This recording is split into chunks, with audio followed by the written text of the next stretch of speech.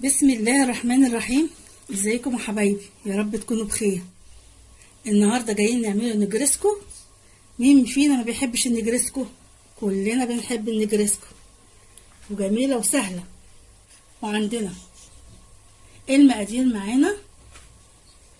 معانا مكرونه اي نوع يعجبك، ومعانا جبنه موتزاريلا، ومعانا الفراخ وبصل، ومعانا هنا حبهان، ده حبهان ووسط الطيب لو عايزاها، فلفل وملح وشطه لو عايزه برضو حسب الرغبه برضو، وحته توم والدقيق اللي هحمره واللبن وجبنه تركي، دي برضو حسب الرغبه، كتير حسب الرغبه يعني، ماشي حالك يعني. يلا بينا نشوف هنعمل ايه. الميه بتغلي بتاعت المكرونه، هنحط شويه ملح ونسقط المكرونه بتاعتنا اي نوع زي ما احنا قلنا.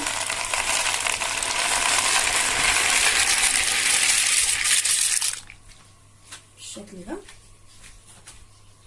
نقلب كده زي ما انتم شايفين كده.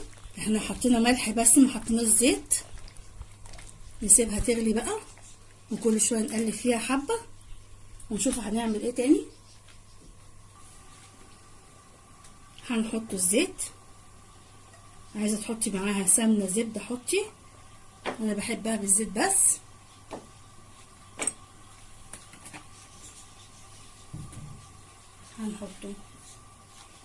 هنحط البصله،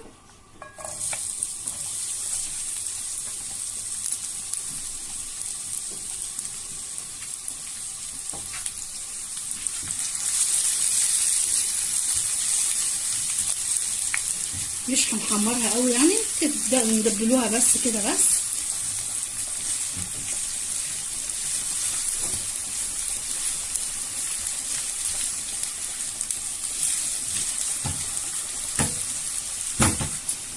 هنحط حته التومه دي كده لحد ما ريحتها تطلع.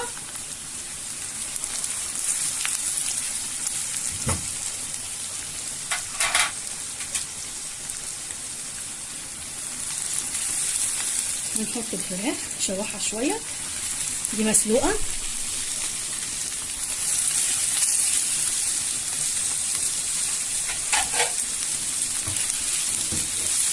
نديها تشويحه حلوه كده.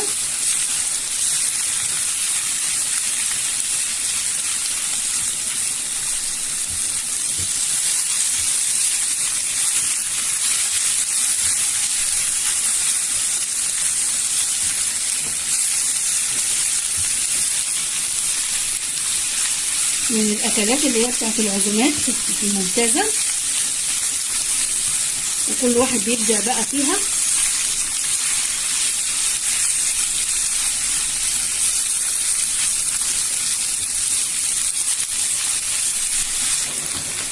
هنحط البهارات بتاعتنا كلها، الملح والشطه وحبهان ورشه جوز الطيب، مش كتير، رشه صغيره كده.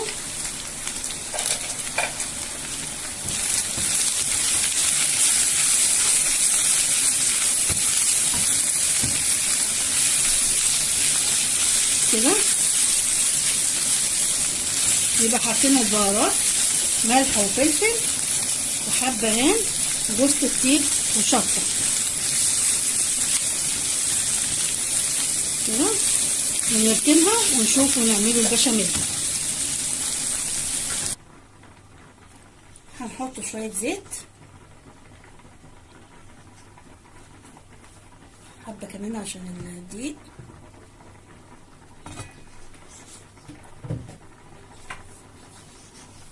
يقدح شويه.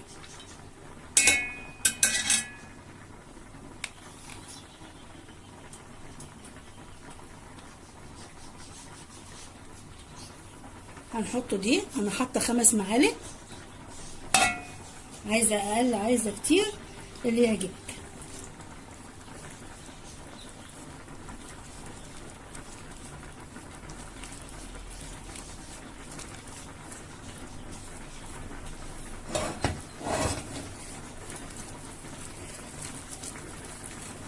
احنا مش هنحمرها قوي، يعني يا دوبك ايه الدقيق كده ريحته تطلع.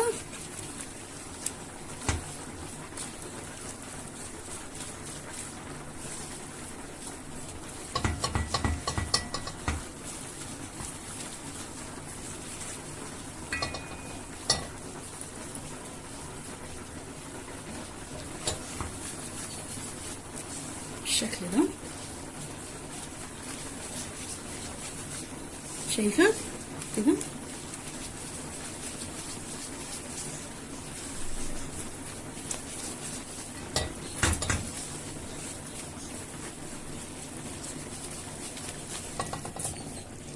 اهو شايفين كده اللون ده حلو قوي كده.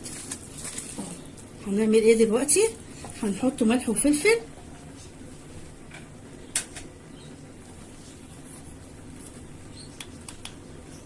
ملح وفلفل،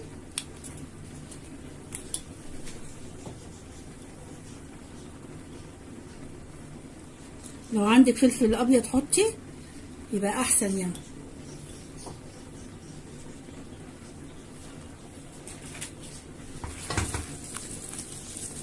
دلوقتي هنعمل ايه؟ هنحط اللبن،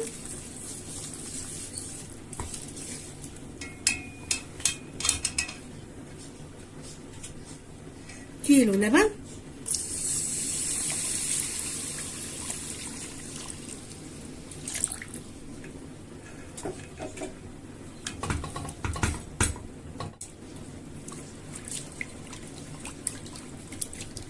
هنفك الدقيق بقى شويه، نقعد نقلب كده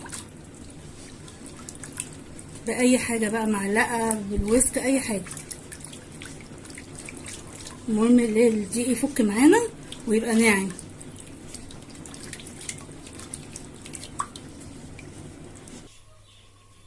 يلا حبايبي كده اهي بدأت تطلع اهي وتدخل معانا.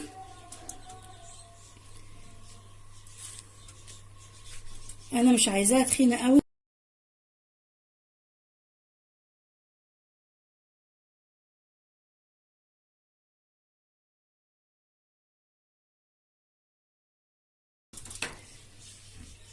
بص حبايبي انا عايزاها كده بس. ولو لقيتها تخينه معايا هنحط شويه شوربه او شويه ميه تاني، يعني ما توقفيش نفسك على حاجه. اهو كده اهي.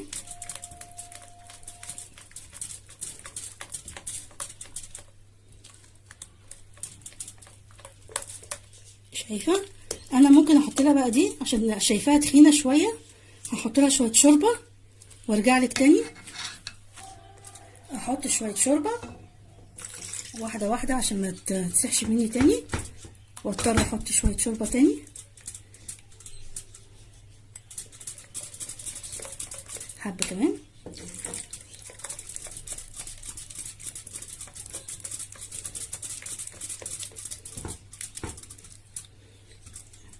هي هتاخد كوبايه يعني.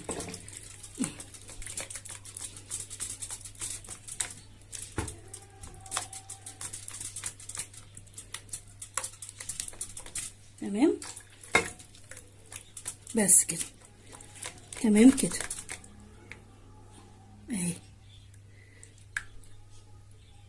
اهي حلوه كده، ولا تخينه ولا سايله قوي.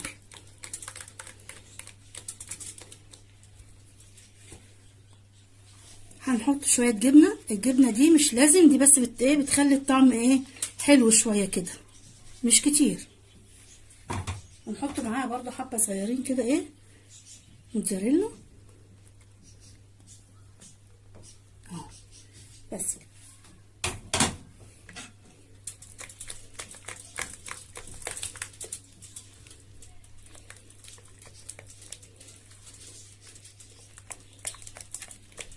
بس كده. يلا بينا بقى نجمعهم على بعض. هندهن الصينيه بتاعتنا بنقطه زيت كده كتير، دي هروح اقلل شويه وارجع لكم تاني بالشكل ده. شايفين كده.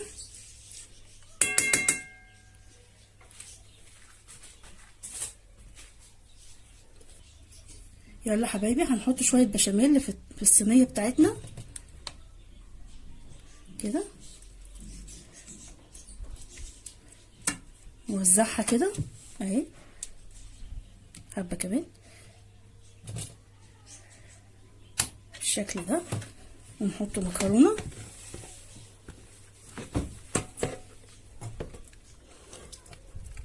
بسم الله الرحمن الرحيم. نص المكرونه هنحطها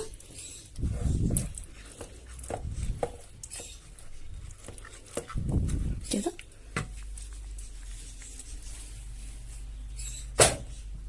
بالشكل ده. نحط عليها برضو شويه بشاميل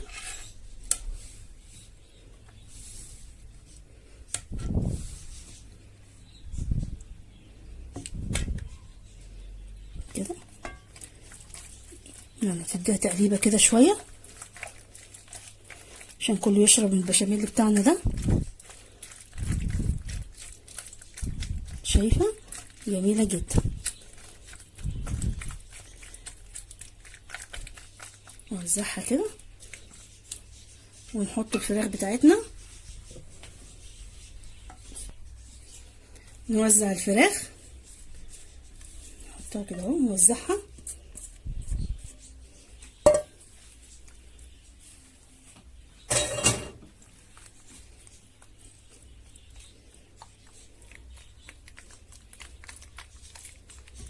شايفه جميله. هنعمل ايه؟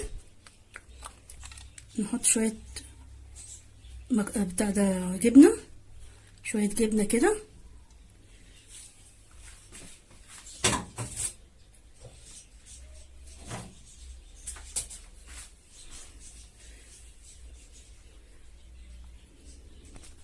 كده اهو.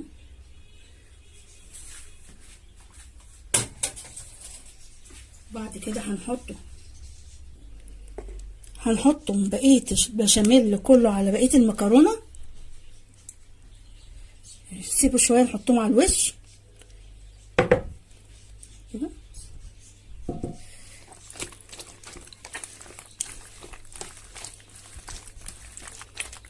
بالشكل ده حبيبتي اهو.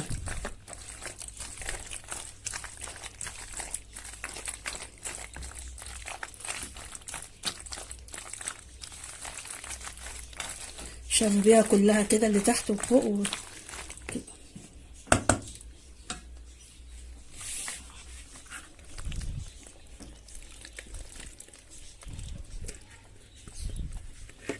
بالشكل ده نوزع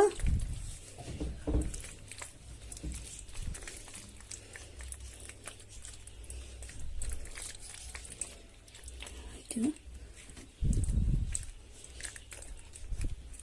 بقيه البشاميل نحطه على الوش ماشي.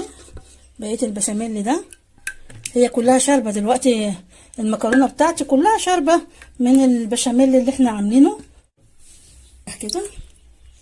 هنوزعها كده اهو وهي شاربه، يعني ما تقلقيش ان الصوص ما خدش كله اهو، هي شاربه وتمام.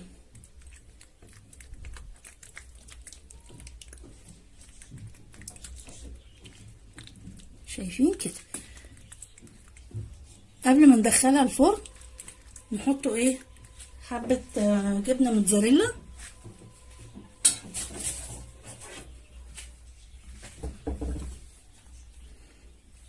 كده،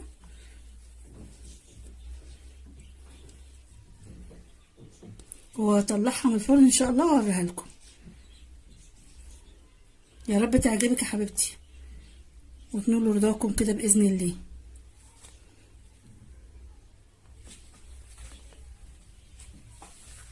ورجعت لكم حبايبي وطلعناها من الفرن وهنقدموها مع بعض بالشكل الجميل ده.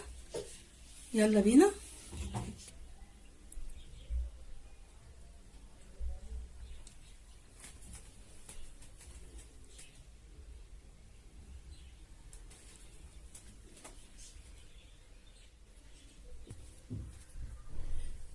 ورجعت لكم حبايبي وبالهنا والشفا، والطعم لذيذ جدا والله هتعجبكم.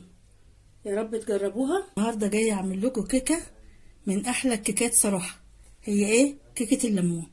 جميله جدا، اللي هيحب المزازه هيحبها جدا. يلا بينا نشوفوا هنعملوها ازاي. معايا 2 كوبايه دقيق، كوبايه سكر، نص كوبايه سمنه على زيت، نص كوبايه لبن، ربع كوبايه ليمون، بس الباقي هنعمله بقى حاجه تانية، بشر ليمون، معلقه كبيره بيكنج باودر، و2 بيضه، ومعانا فانيليا. يلا بينا نشوف هنعمله ايه. معانا 2 بيضه، ومعانا كوبايه سكر، هنضربهم ونحط معاهم الفانيليا.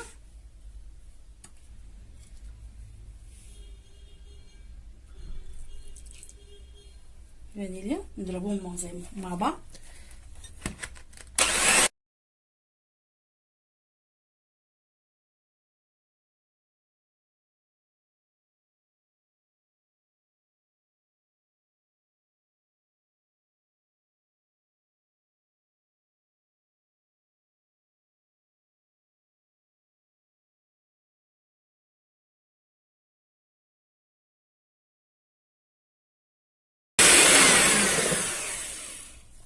هنعمل ايه بعد كده؟ هنحطه السمنه على الزيت،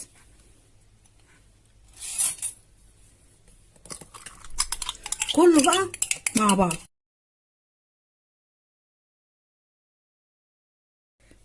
مش ايه قبل ايه، اي حاجه بقى تحطي اي حاجه فوق بعضها، لان انت كده هتحطي كله فوق بعض ان شاء الله. نضربهم شويه.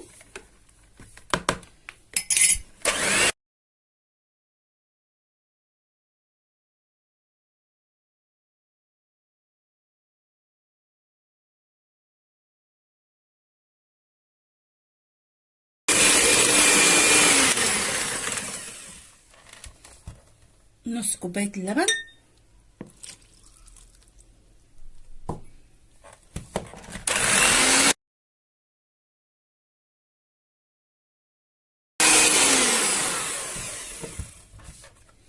ربع كوبايه ليمون، مش هنحطها كلها طبعا كده،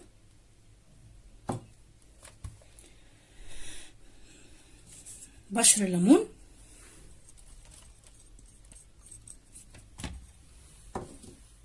هنحطه الدقيق كده، نحط نصهم ونص عشان هنحط البيكنج باودر،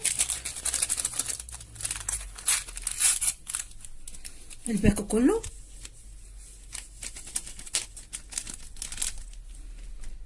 ونحطه فوقيهم. يا ريت نحطه كمان رشة ملح عشان يعادل السكر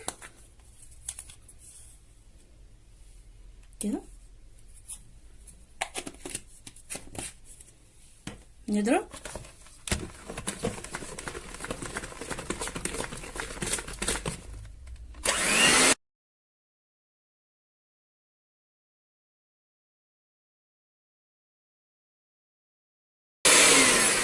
شفتي؟ سهلة جدا اهي، كله فوق بعضه تعملي كيكة، مفيش ثواني، 5 دقايق تعملي كيكة.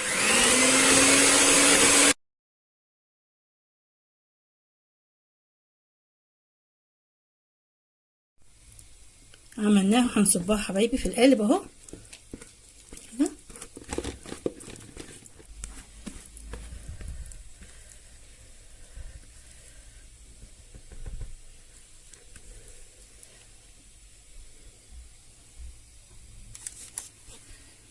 صبيناها واروح احطها في الفرن ونرجعوا تاني.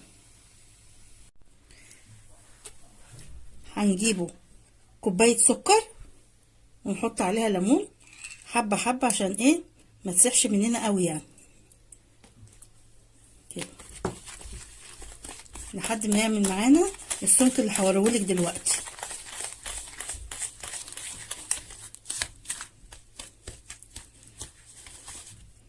حبه كمان.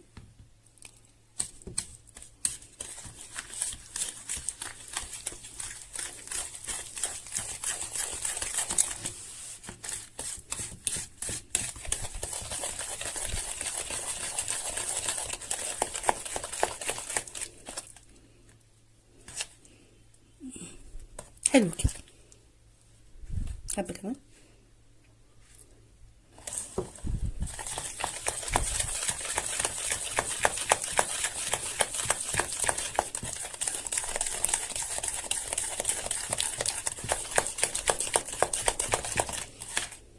تمام كده اهو، شايفه اهو. نركنها.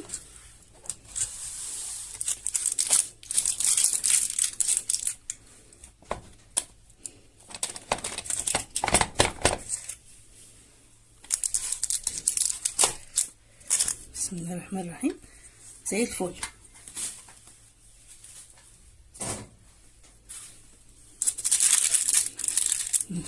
شكلها جميل قوي قوي قوي قوي. نحطها في الطبق وارجع لكم تاني. نصب عليها السكر بالليمون كده.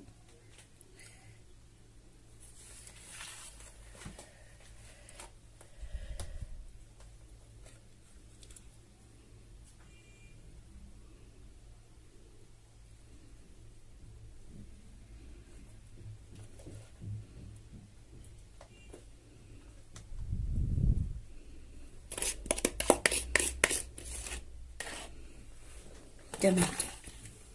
تبرد وارجع لكم تاني.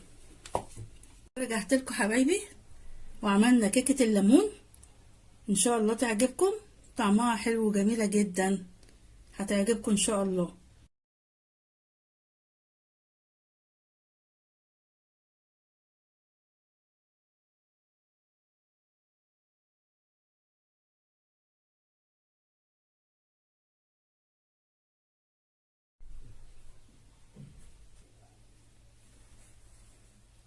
شايفين يا حبايبي، انا حبيت اقطعها لكم بالشكل ده عشان تشوفوا قلبها، ونقطعها سواريه كده اهي. بصي بالهنا والشفا.